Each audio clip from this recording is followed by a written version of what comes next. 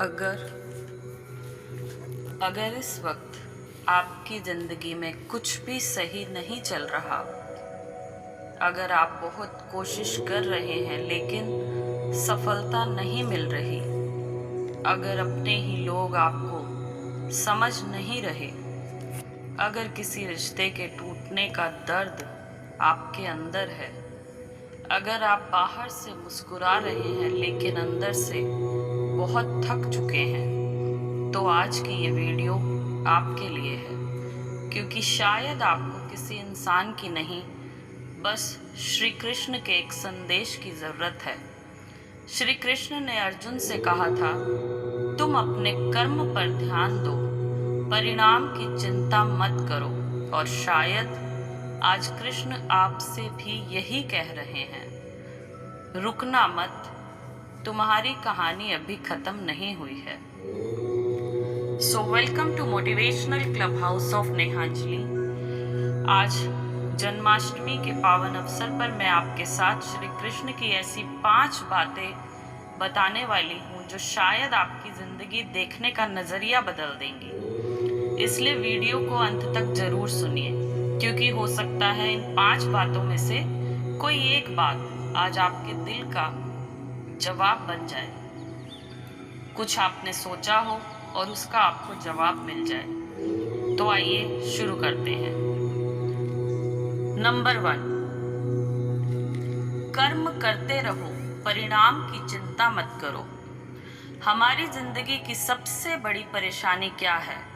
हम मेहनत कम नहीं करते, लेकिन परिणाम की चिंता बहुत ज़्यादा करते हैं। हम कुछ शुरू करते हैं और तुरंत सोचने लगते हैं कि सफलता मिलेगी या नहीं, लोग क्या कहेंगे, अगर मैं सफल नहीं हुई तो इतनी मेहनत का क्या फ़ायदा। और यही सोच हमारी एनर्जी को ख़त्म कर देती है।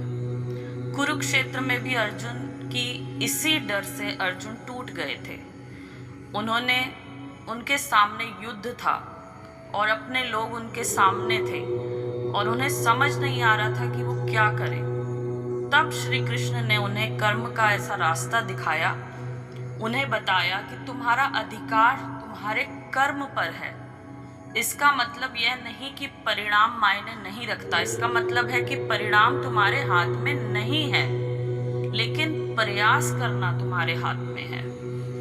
इसलिए अगर आप पढ़ रहे हैं, पढ़ते रहिए। अगर आप बिजनेस कर रहे हैं कोई, करते रहिए, बनाते रहिए। अगर आप अपने परिवार के लिए मेहनत कर रहे हैं तो मेहनत करते रहिए। और अगर आपकी ज़िंदगी आप दोबारा से शुरू कर रहे हैं तो शुरू करिए, क्योंकि आज की छोटी सी मेहनत कल की बड़ी कहानी बनती है। नंबर 2,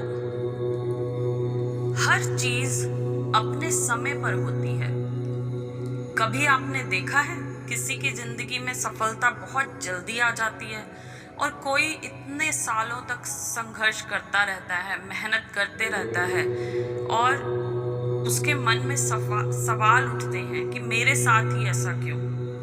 लेकिन श्री कृष्ण हमें क्या सिखाते हैं कि हर व्यक्ति की यात्रा अलग है। पेड़ पर फल आने के समय फल आएगा, बीज बोने के अगले दिन ही कोई पेड़ नहीं बनता। फिर हम अपनी ज़िंदगी से इतनी जल्दी क्यों परिणाम चाहते हैं? शायद जिस चीज़ के लिए आप आज रो रहे हैं वो चीज़ आपकी सबसे बड़ी ताकत बन जाए। शायद जिस दरवाजे के बंद होने पर आपको दुख हुआ है, भगवान उसी वजह से आपको किसी बेहतर, किसी अच्छे दरवाजे की तरफ ले जाएं। इसलिए अगर आपकी ज़िंदगी अभी वैसी नहीं है जैसी आप चाहते हैं तो खुद को असफल मत समझिए। बस खुद से कहिए कि मेरा समय अभी आया नहीं है, लेकिन आएगा ज़रूर, और उस समय तक मैं रुकूंगा।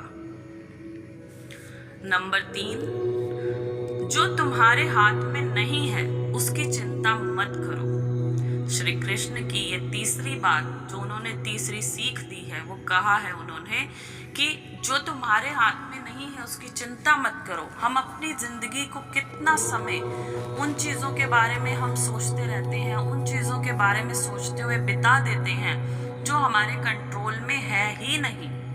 किसी ने हमें क्या कहा, किसी ने हमारे बारे में क्या सोचा, किसी ने हमें क्यों छोड़ दिया, किसी ने हमारे साथ क्यों किया, क्यों गलत किया, कल क्या होगा, लोग क्या कहेंगे, और धीरे धीरे ये सब की वजह से हम आज में जीना भूल जाते हैं। लेकिन जो श्री कृष्ण का संदेश है वो बहुत ही सिंपल है कि अपने कर्म पर ध्यान दो। आप किसी का भी आप व्यवहार कंट्रोल नहीं कर सकते, आप किसी का बिहेवियर कंट्रोल नहीं कर सकते, लेकिन आप अपना बिहेवियर कंट्रोल कर सकते हैं। तो आप ये नहीं तय कर सकते कि आपके साथ कौन रहेगा या कौन नहीं रहेगा, लेकिन आप ये जरूर तय कर सकते हैं कि किसी के चले जाने पर आप खुद को टूटने देंगे या नहीं। आप ये तय नहीं कर सकते कि जिंदगी में क्या होगा, लेकिन आप ये जरूर तय कर सकते हैं कि जो भी होगा आप उसका सामना हिम्मत से करेंगे। इसलिए आज एक चीज छोड़ दीजिए कि हर चीज को कंट्रोल करने की कोशिश छोड़ दीजिए। कुछ चीजें श्री कृष्ण पर छोड़ दीजिए। नंबर 4 सीख जो है, अकेले चलने से मत डरना। जिंदगी में एक ऐसा समय आता है जब भीड़ बहुत होती है लेकिन अपना कोई नहीं होता। फोन में बहुत सारे कांटेक्ट होते हैं लेकिन दिल की बात कहने वाला कोई नहीं होता, और उस समय हमें लगता है कि हम अकेले हैं। लेकिन याद रखिए, अकेलापन हमेशा कमजोरी नहीं होता। कभी कभी भगवान आपको भीड़ से इसलिए दूर करते हैं ताकि आप खुद को पहचान सकें। श्री कृष्ण का जीवन देखो आप, उनका बचपन वृंदावन में बीता, फिर मथुरा, फिर द्वारका। उनका जीवन लगातार बदलता रहा लेकिन उन्होंने अपना उद्देश्य नहीं छोड़ा। इसलिए अगर आपकी जिंदगी में भी आज कोई आपके साथ नहीं है तो खुद को कमजोर मत समझिए। हो सकता है कि कृष्ण आपको अकेला नहीं कर रहे बल्कि वो आपको अपने पैरों पर खड़ा होना सिखा रहे हैं। और याद रखिए, अकेले चलना मुश्किल हो सकता है लेकिन गलत लोगों के साथ चलने से बेहतर है। तो नंबर 5, हार मत मानो क्योंकि तुम्हारी कहानी अभी बाकी है। सबसे जरूरी बात, कभी हमें हार नहीं माननी चाहिए, क्योंकि हम अक्सर उस समय हार मान लेते हैं जब मंजिल शायद थोड़ी सी ही दूर होती है। सोचिए, अगर अर्जुन ने कुरुक्षेत्र में अपना धनुष हमेशा के लिए रख दिया होता तो, अगर उन्होंने कृष्ण की बात सुनने से इनकार कर दिया होता तो कहानी वहीं खत्म हो जाती। लेकिन अर्जुन ने अपने डर के ऊपर विश्वास को चुना, और यही हमें भी करना है। आज अगर आप गिर गए हैं तो उठिए, आज अगर सफल हो गए हैं तो फिर से कोशिश कीजिए, और अगर आज कोई आपको छोड़कर चला गया है तो खुद का साथ मत छोड़िए।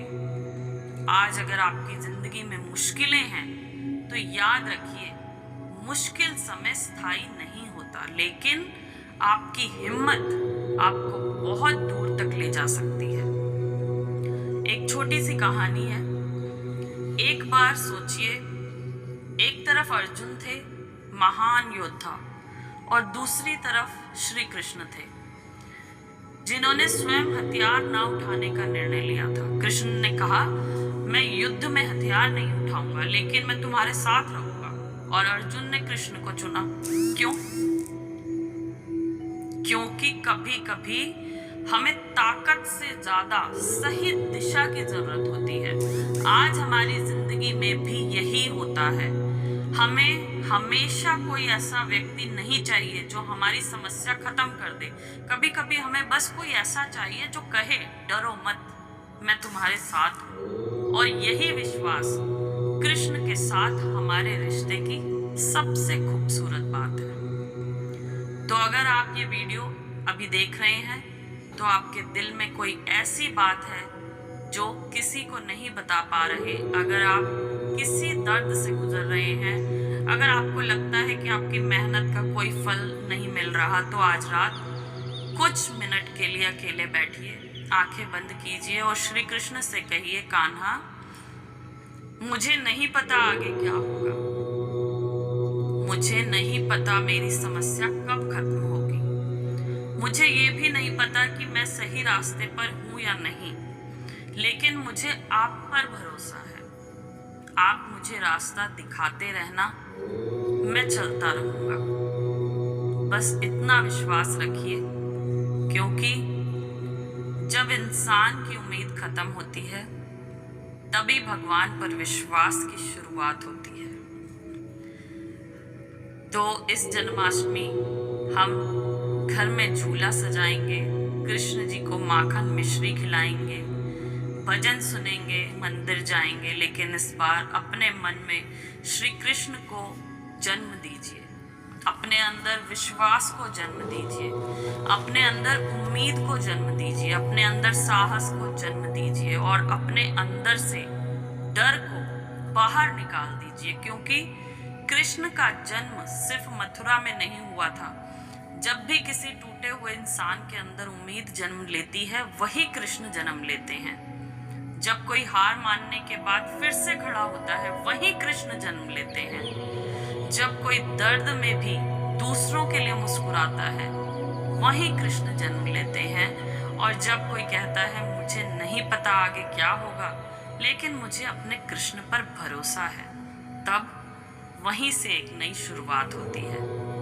तो इस जन्माष्टमी कृष्ण से सिर्फ सुख मत मांगिए, उनसे सही रास्ता मांगिए, सफलता मत मांगिए, सफलता तक पहुंचने की हिम्मत मांगिए।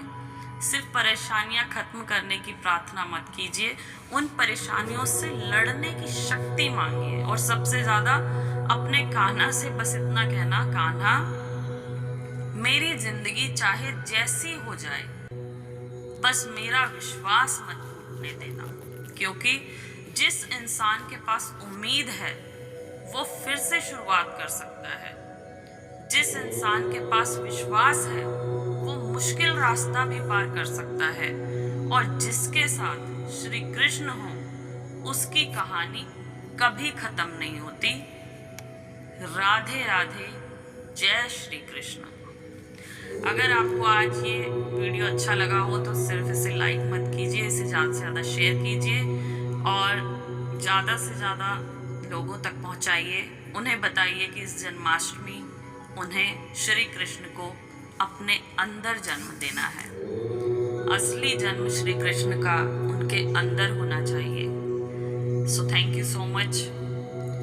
राधे राधे, जय श्री कृष्ण।